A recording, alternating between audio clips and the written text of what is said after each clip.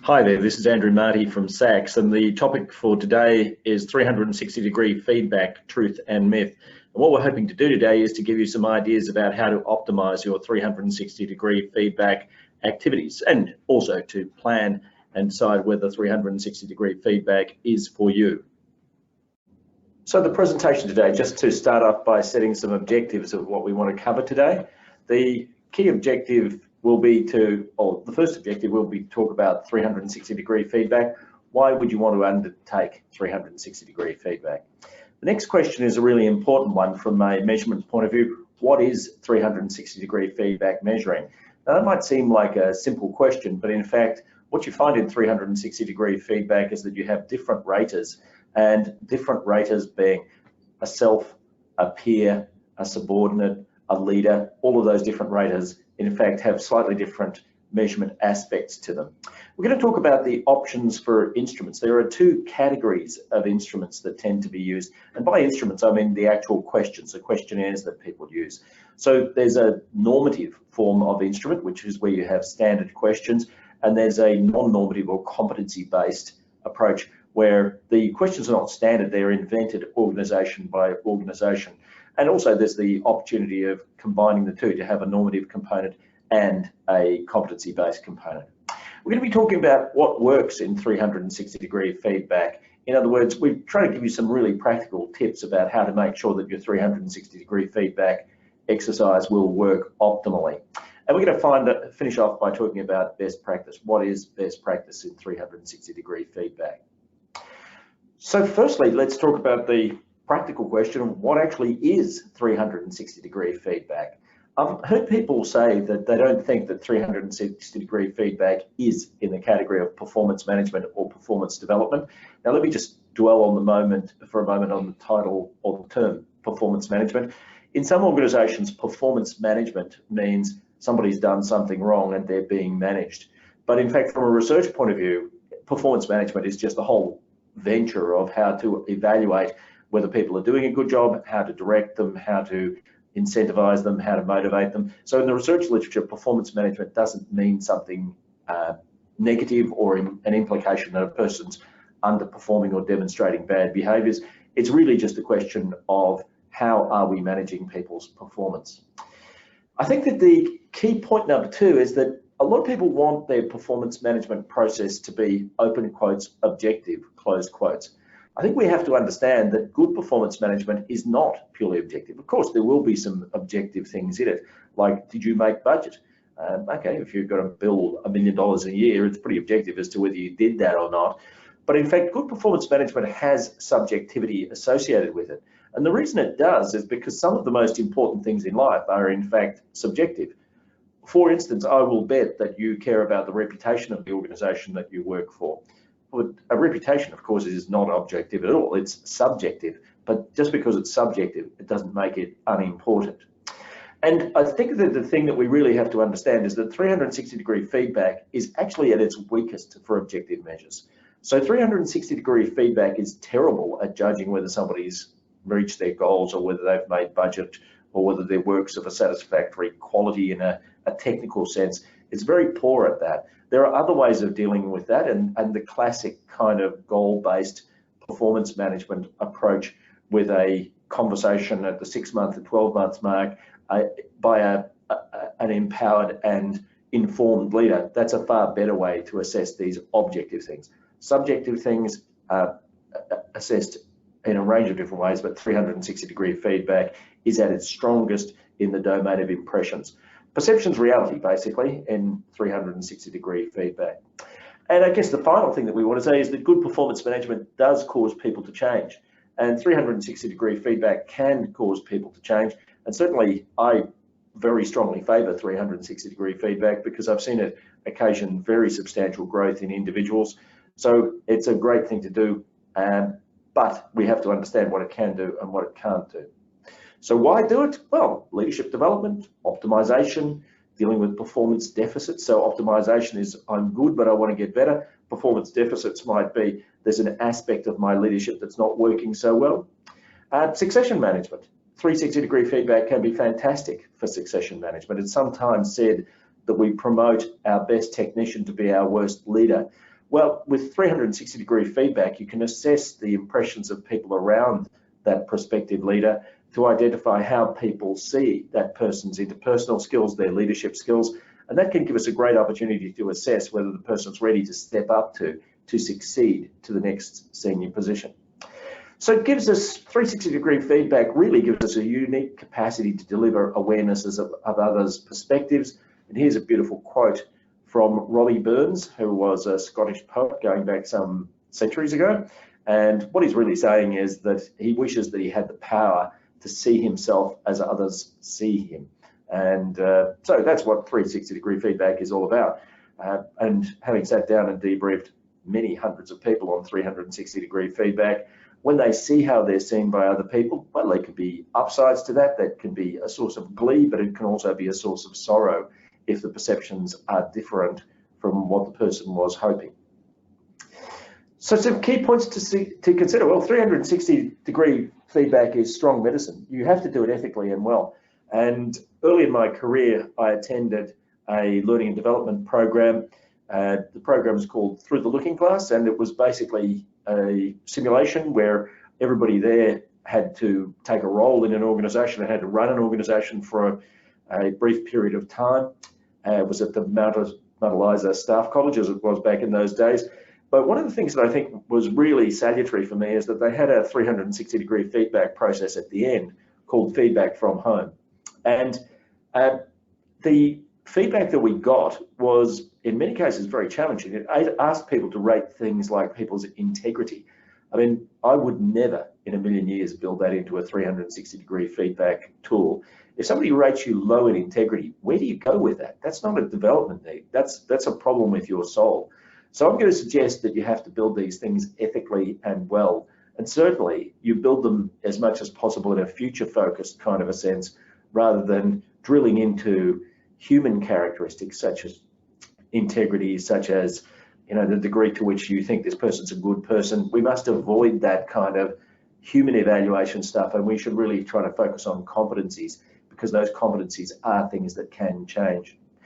One of the things that I'd also say is that if you haven't got acceptable levels of trust in your organisation or your work group, then you've got a problem with 360-degree feedback, because the moment that somebody's being rated by anonymous individuals, they have to have a lot of trust in the process in order for it to work properly.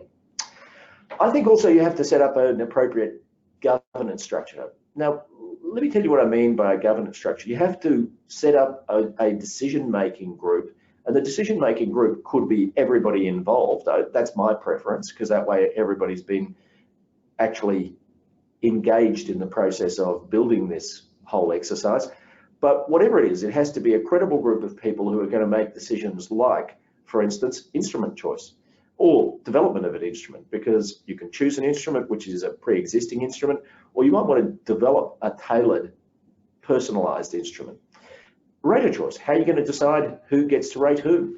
And so there are cases where the people who are being rated, in 360-degree feedback lingo, we call these people selves, by the way, because they rate themselves.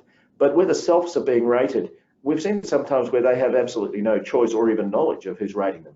I'm going to suggest that's a bad way of doing it. You want to make it as transparent as possible whilst retaining the confidentiality of the people who are doing the rating, in the sense of not who they are necessarily, but what are they rating on each score, and if they make comments. That bit has to be entirely confidential, or you will not get accurate results. And we've also got to decide how we're going to respond to scores, both good and bad. And what I mean by that is, if somebody ends up with a really good score, does that have any implications? If they end up with a really bad score, does that have any implications? I mean, what happens after we get the results? So that's really important. And I'm going to say that 360-degree feedback is of limited value without some kind of coaching and support. In fact, it can be damaging. So if you discover that people consider that you're really no good at a particular skill set, well, where do you go with that if you don't get coaching and support? If it's paired with coaching and support, typically we find that the whole exercise can be extremely positive. As I was saying earlier, confidentiality is absolutely crucial. Confidentiality for the raters, maybe not who they are, but certainly what ratings they make.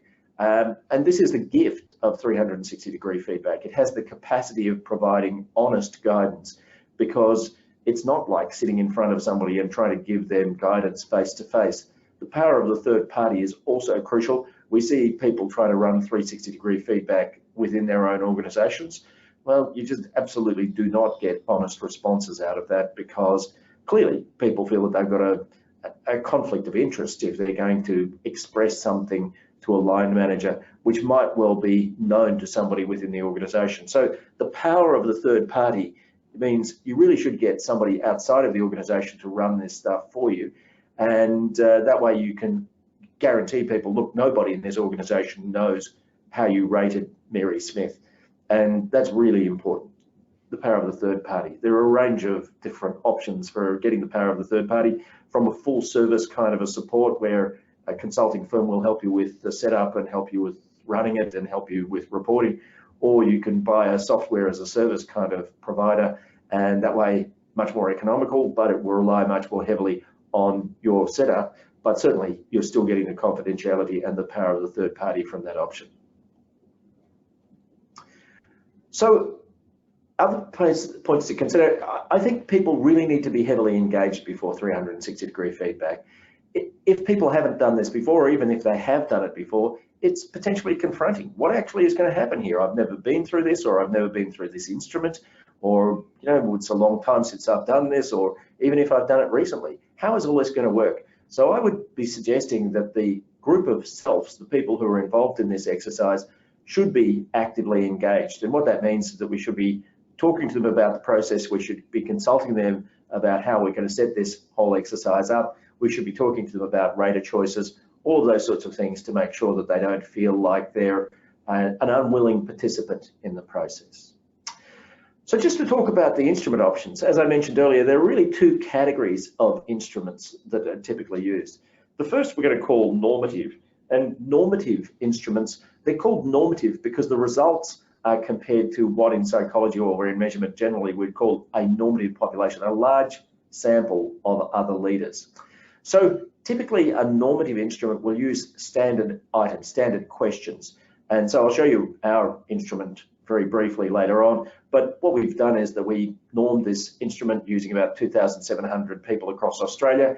The items were evaluated mathematically so that we know how strong they are, and the internal reliability and validity of the items are known, and so that allows you to compare to a population of other leaders.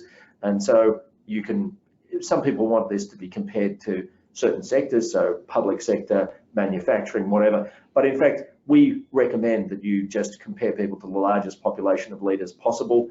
You know how reliable and valid the instrument is if it's well developed, and that's really helpful. The alternative is competency-based, and competency-based is really where you'll go through a process and develop local questions. So these will be focused specifically on your organization, and so they should be focused on behaviours endorsed by the group to be assessed. This is ideally how you would construct it. You'd get all of the selves together and run a process, and I'll show you what that process is, to create these questions, and then you would develop them into proper, well-devised questions, which will not be able to be compared with any normative group, of course, because that's not what it is. It's designed specifically for each organisation. And so you're measuring individual competencies rather than scale scores. So for instance, with a normative instrument, you would typically have 3 to 10 questions to measure a particular thing. So the instrument that I'm going to show you that we use for normative 360-degree feedback has 3 questions per scale and 10 scales in total. So you need to get those answers to each of those 3 questions in order to get a scale score. But with an individual competency-based question, every question stands on its own 2 feet. It's not part of a scale. Now these things tend to have very high, what in psychology we call face validity. Face validity means, does this thing look right? You may have heard, those of you who have used 360-degree feedback in the past, that you get instruments which might have been devised overseas with different cultural nuances to them, and people say, well, what's this got to do with me?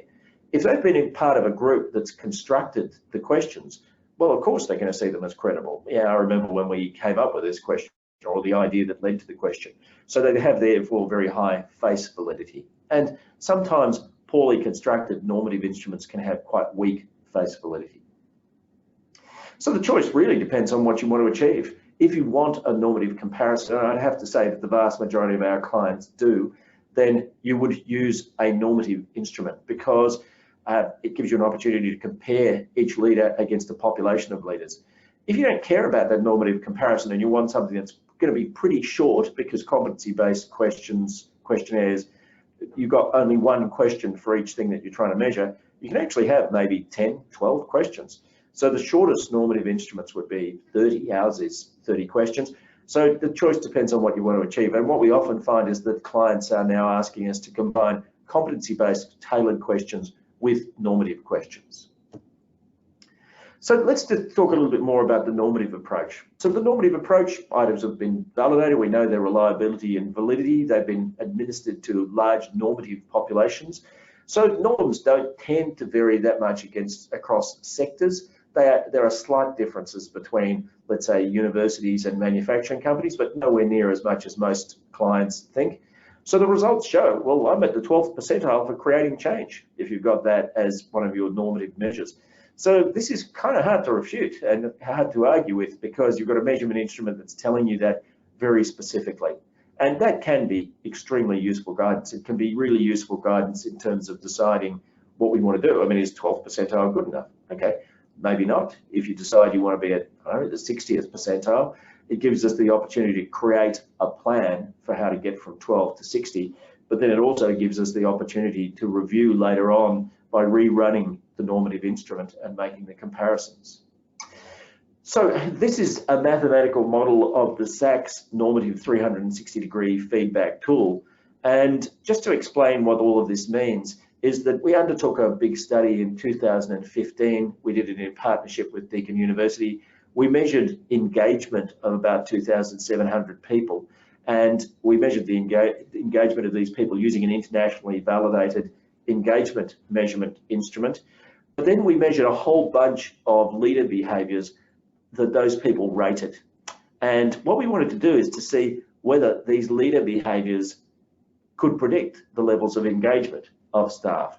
And so what that means is that we're constructing an instrument where the leader behaviours are shown to link back into the engagement of employees. And so we, in this study, we tipped multiple different leader behaviours into this mathematical model, and we discovered that 10 turned out really strongly from a mathematical point of view. So creates a learning environment, being supportive, friendly, kind, helpful, fostering teamwork, which means I'm going to try to make my employees act as a team, encouraging autonomous decision making, which is about empowering people, effective management of behaviours, which is about ensuring that bad behaviour is dealt with, effective management of underperformance, which is when people are underperforming, we're going to make sure that they are managed back into performance. You'll notice that this also links to creating clarity about performance standards. And you might ask, why are both there? Well, because mathematically they are different. It turns out that some people are good at creating clarity about performance standards, but in fact poor at managing underperformance. And the same goes with clarity of appropriate behaviours. There can be people who can create clarity of appropriate behaviours but not manage them well, or vice versa, manage them well but not good at creating clarity. We also found that good leaders were shown to be people who could celebrate success and also people who are optimistic and positive.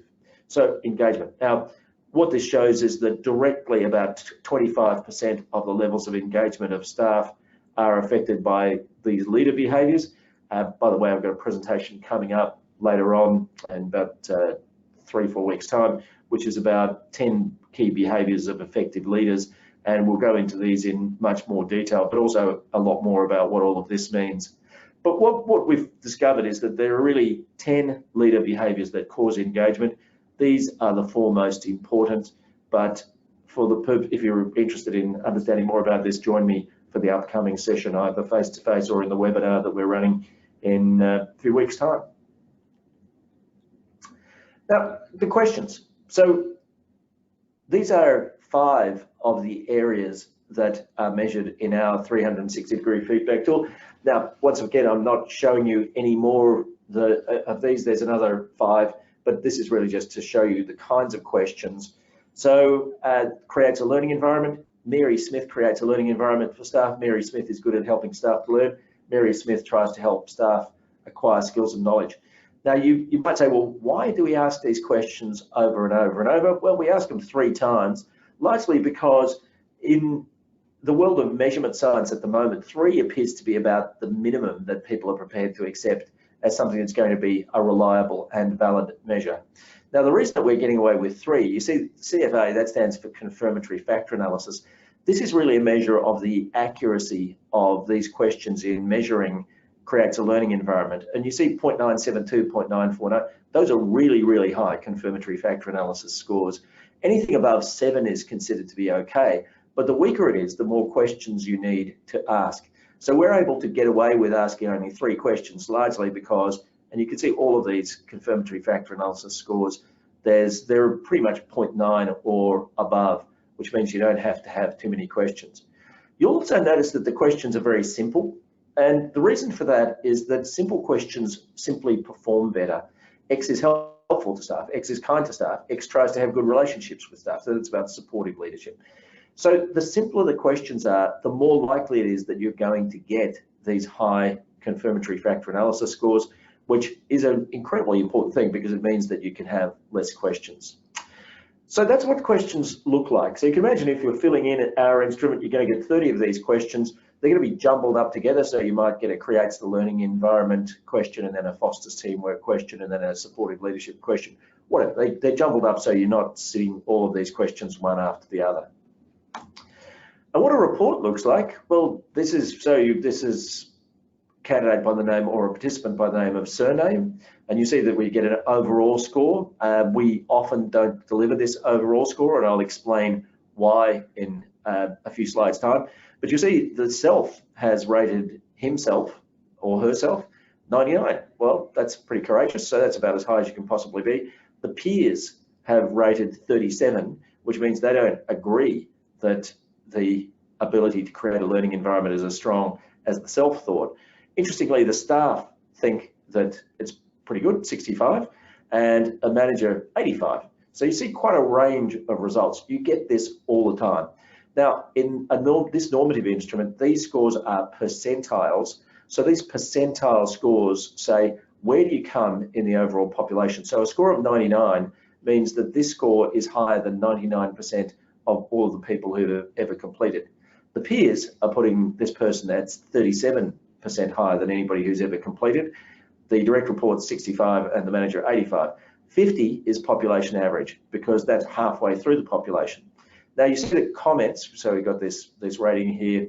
Well, most of our raters don't rate in Latin, but what it's really saying is that the comments will be provided verbatim. Our software doesn't edit or alter those. And when people complete these instruments, they are told that if you want to remain anonymous, don't use examples that could identify only you. But those ratings are to be heavily relied on. The comments are really interesting. We find that certain organisations are what you might call very commenty organisations. In other words, they tend to have a lot of comments. Other organisations tend to have not many comments. You'll find organisations where the comments tend to be extremely nice and friendly and kind, and others where they might be a bit harsher and evaluative. These, of course, are all aspects of the corporate culture of the organisation that you're dealing with, and that will be affected by that corporate culture, how those comments are made. So that's the normative approach. Now, the competency-based approach is really where you're going to seek specific information for coaching. Local norms can be developed per item if you measure them multiple times and you get large enough groups. The selves can be ranked on dimensions, highest to lowest, which give you targeted development. By the way, you can do a lot of this with normative instruments as well. So you're not creating scales. You leave the results at the item level, at the question level. So one question stands on its own. And so you saw from the 360-degree feedback normative approach that it's very much based on combinations of questions. And you can get organisation-wide information, low scores, high scores, overconfidence areas where high self scores and low other scores. And so all of that can be done with a competency-based approach. And in fact, much of it can be done with a normative approach as well. So competency-based approaches really are locally developed instruments where you think of, well, what are the outcomes that we're trying to achieve here? And what are the behaviours that are necessary? So the outcomes are the what. So it may be that we need to achieve a certain commercial outcome. Okay, well, what behaviours are necessary to achieve that certain commercial outcome? Or maybe the outcomes are some kind of quality outcome. So it could be satisfaction from our stakeholders. So what sort of behaviours do we need to demonstrate in order to achieve these outcomes? So typically we recommend very much an engagement kind of an approach to create these non-normative, these competency-based 360-degree feedback tools. So we'd suggest that you assemble a representative group of employees, particularly representative of the people who are going to be rated on this instrument, so the selves. So get a group of selves together. So the biggest one we ever did of these, we got a group of about 260 selves together, and we ran a series of workshops. And so we facilitated discussions about outcomes, what needed to be achieved, and behaviours, how people were going to achieve those outcomes. So we then took the results of those focus groups, we turned the agreed behaviours into a survey instrument. In other words, we wrote questions based on what we know about psychological measurement, and then we fed the instrument back to that group in a draft version, and they came back and said, yeah, well, that looks fine. And so then we ran it. Of course, they had some suggestions and we altered some things. So the subject matters, behaviours which the group considers to be important. By the way, going through this exercise can be a very useful organisational development exercise in itself. To come up with agreed behaviours is of itself a useful thing. It creates a thing that we call an agreed behaviour protocol, a self-generated behaviour protocol. So here's an example of a competency-based question. Please rate the subject's capacity, so that would be Mary Smith. Please rate Mary Smith's capacity to communicate clearly from an oral point of view, to quickly and clearly communicate messages. And so you see the ratings here are particular strength down to particular development area or don't know, and comments, so people can register their comments in this way. So what you might have is that if you go through the exercise that I described on the previous screen, usually if you do this, you probably end up with between, I don't know, 10 to 15 questions that actually get a lot of votes, because typically we use a voting process to get to these. And so if you've got a 360-degree feedback tool which has lots of face validity and is only 15 questions, well, maybe that's not a bad thing. But what we've also found is that on top of the 30 standard questions that we tend to ask in our normative 360-degree feedback tool, we might create 3, 4, 5 of these competency-based questions. That's a really commonly done thing in such an exercise. And so you see scores here. By the way, these little arrows are where the person's scores were last year. So you can see the rate the person's ability to communicate clearly. Well, this person, Mary Smith, maybe, certainly thinks she's improved. The subordinates think she's around about the same. The peers actually feel that she's declined somewhat. The manager, who had a very unfavourable view, feels that that's improved. So anyway, you'll see that what we get there, and you have this comments, high level of standards developed and improved, and so you'd see the different text just to show that there are different raters who've made these comments. So measurement accuracy. Well, you know, the leader tends to be accurate in assessing achievement of objective outcomes, often very accurate in assessing leadership ability. So 360-degree feedback, it is amazing how often you find a person who is a leader rating the leadership capability of somebody who directly reports to them, and the leadership perspective, the rating of the leader could be entirely different from the ratings of the staff. So if you want to get accurate reads on somebody's leadership capacity, the best way of doing it is to ask their staff to rate. The staff are really good at rating leadership, but inaccurate in most cases in assessing objective measures. So you would tend not to ask staff, is this person making budget? Now, as I said earlier, you wouldn't put that in a 360-degree feedback tool, but subjectively, staff tend to be good raters of leadership capability. But what's also interesting is that if you're going to try and predict outcomes, so for instance, if you want to correlate the person's 360-degree feedback scores to something outside of their immediate domain, such as are they making budget or is the team succeeding in achieving its goals, the ratings of staff tend to be better predictors than the ratings of the leaders or the peers. So that's a really important thing. So in a broad sense, it could be said that the staff are the most accurate raters if what you're trying to do is to link this back to real world outcomes. Accurate assessment of achievement of objective outcomes. So if you're having a conversation apart from 360, well, have you made budget? Well, in fact, staff in general can make pretty good judgments about that. One of the things that, one of my favorite phrases in this whole world of 360-degree feedback is that self-awareness is differentially gifted in the population. Some people have it and some people don't. And the moment you do 360-degree feedback, you can see crystal clear as to whether a person does have self-awareness or not. So when a person does have self-awareness, what you tend to find is that their ratings tend to correlate quite closely with the staff in particular. Where there are big differences, okay, this is not somebody who reads the non-verbals that well about what's going on around them.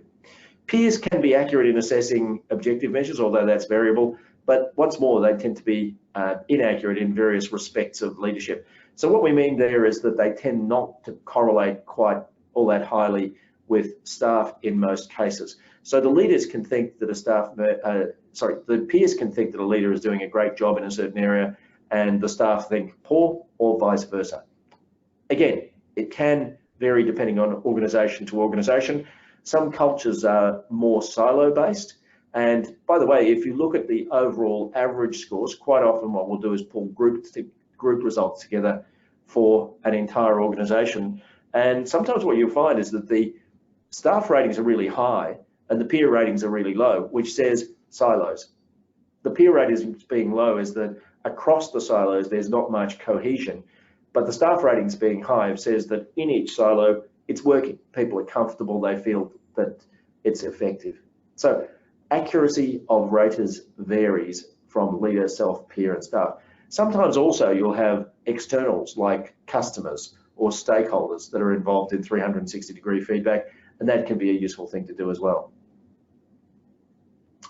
So how to start a 360-degree feedback process? I'd be saying whether it's normative or competency-based, you need engagement. So get everybody together and talk to them about what we're thinking of doing. So one of the things that you can do in this exercise is to set a destination. Okay, so if this works well, what will it look like? What will the outcomes be? What will we gain from the exercise? And that should give you a pretty clear impression quite quickly as to whether people are up for this exercise.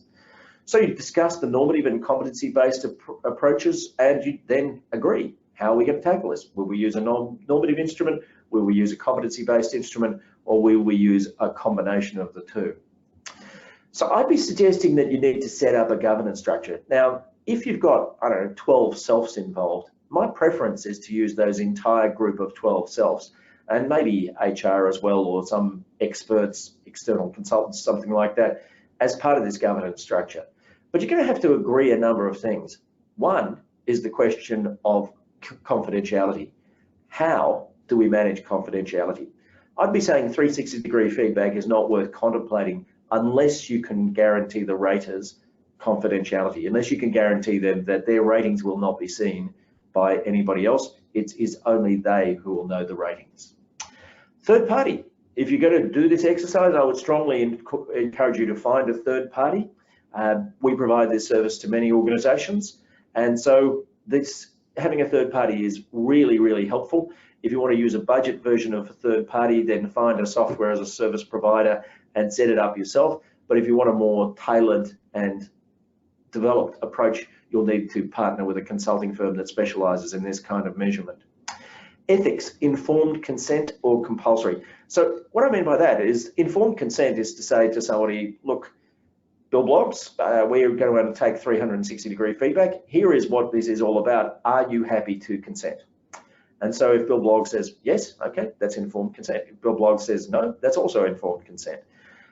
Or organisations quite regularly make this compulsory and say to Bill Bloggs, sorry, Bill, this is part of our performance development process. It is not optional. You need to get involved. So you will decide as part of your current governance structure where you stand on that. How about the choice of raters? So there are a range of ways that you can choose raters. One is to simply say to the person, come up with 6 staff, 6 peers, 1 leader and yourself, and we're ready to go. just ask the self to determine who the raters will be. Most organisations are not entirely comfortable with that, so what they'll do is that they'll say, all right, well, you suggest some raters and the governance group will decide whether they're valid raters. Of course, what people are worried about is where people just stack the raters with their mates. My experience, by the way, is that mates are often not mates when it comes to 360-degree feedback.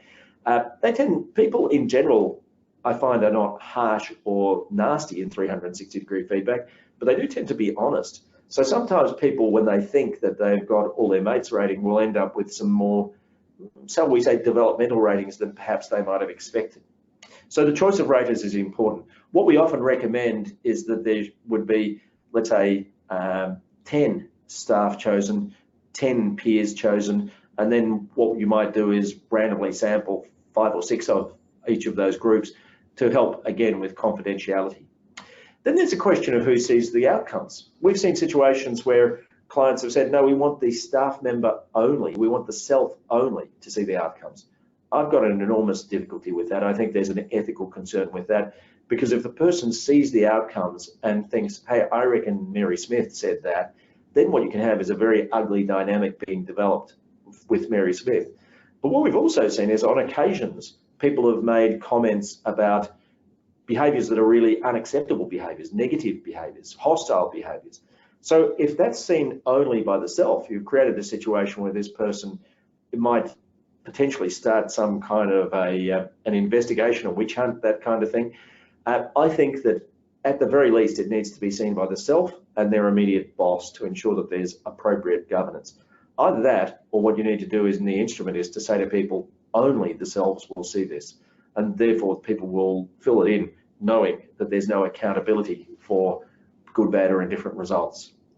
We have to agree what happens after we have results. I mean, does something happen? And I think that it should be clear to people what happens if you get good results, what happens if you get bad results, what happens if you get average results. So that should all be clearly agreed by people before you start. So considerations for first time use, well, you've got to train people. I think you've got to tell people exactly what the situation is. So sometimes that could be simple as to send a webinar around. We've done that often when people have got distributed workforces. We'll create a webinar, send it around, explain to people how the rating process works. Training for the leaders of those who are being rated. Sometimes if you are providing your feedback personally, a leader is providing feedback on the staff personally, then what's really important is to ensure that the communication of how to give this feedback is done. Psychological first aid and support. Well, EAP should be available for everybody. Look, 360-degree feedback, if it's constructed properly, very rarely damages people, but there still should be EAP. We've seen very often people have scores that concern them, and maybe what they want is some well-being support. So EAP can be really helpful under those circumstances. So the self-ratings first up will be higher than any subsequent administration. And what we mean by that is when people use the self-ratings first up, they tend to be somewhat optimistic, if we can put it that way. They tend to rate themselves more highly than they're ever going to again, because if they're rating themselves 99, as per the candidate that we saw some slides ago, they won't be doing that all that often because they realise, well, nobody's rating me that. So they tend to self-moderate more and they tend to become more self-aware.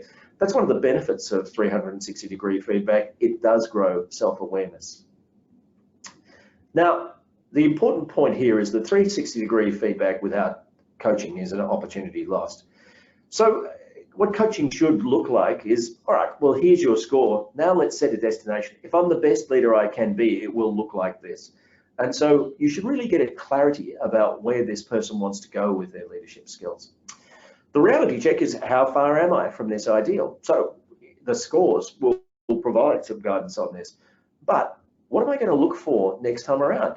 Okay, so I'm at the 12th percentile this time on a particular characteristic. What's acceptable for me in 6 months' time? Is it 20th? Is it 60th? Is it 70th? What is the distance that I need to go? The options, the things I can do, the behaviours in order to move towards this destination. When I'm coaching people on 360-degree feedback results, I quite often use a phrase, this is not about your soul, this is about your behaviours. Because sometimes when people get negative 360-degree feedback results, they feel very hurt. And my point is, don't be hurt about it. It's not to do with how you are as a human being. It's to do with the behaviors that people are saying to you, are seeing from you. So if you change your behaviors, you're going to change the scores. And we've seen people change their scores extremely markedly in only a matter of 2 or 3 months. So the behaviors are what determines the scores. Planning, what next? So once we've agreed behaviors, so there should be an agreed plan of activities to move towards the destination.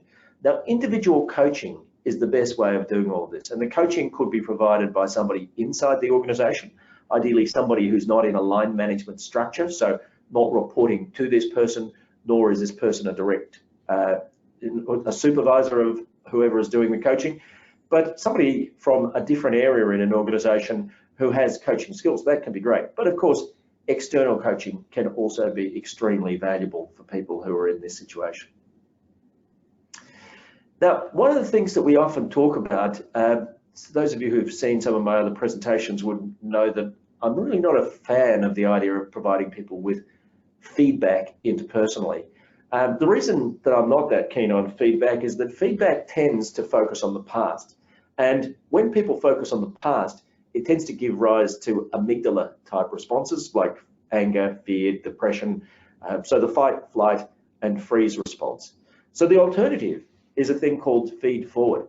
So if somebody's got a low score on a particular dimension, don't really talk to them about what they're doing wrong.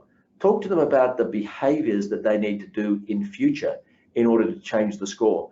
And you'll find that people will be way less defensive about that guidance than if you use the traditional form of feedback. So when I'm doing 360-degree feedback debriefs, I often talk to people about feed forward. By the way, feed forward can also be a fantastic way of asking for guidance. If you say to somebody, what am I doing well and what am I doing badly? That's a very difficult question to answer.